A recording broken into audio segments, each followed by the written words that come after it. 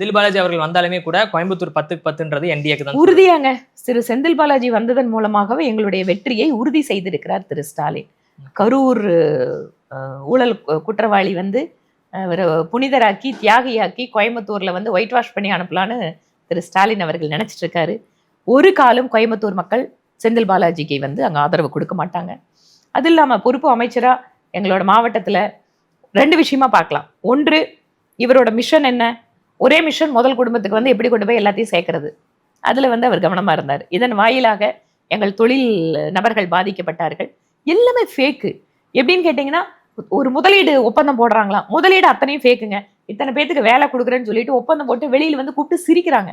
ஏங்க எப்படிங்க இதை போட முடியும்? வந்து எங்களை கம்பல் பண்ணி அதிகாரிகளை வச்சு நீங்கள் இதை போடுங்கன்னு சொன்னாங்க. அதனால் நாங்கள்லாம் ஒரு 200 பேர் போய் ஒரு ஒப்பந்தத்தை போட்டுட்டு வந்தோம். இதுதான் இருக்கிற ரியாலிட்டி. 2வது, திமுக கோவை மாவட்டத்தை பொறுத்த வரைக்கும் அங்கு இருக்கக்கூடிய ஒரு நபரை கூட உங்களால் கண்டறிய முடியவில்லையா? திரு ஸ்டாலின் அவர்கள் கோயம்புத்தூர் திமுக காரர்களை நம்பவில்லையா? அப்போ கோயம்புத்தூர் திமுக காரங்க அங்கெல்லாம் கட்சியை வளர்த்தவங்க இருக்காங்க, மந்திரி இருக்காங்க, எம்எல்ஏ எம்பி ஆனவங்க இருக்காங்க.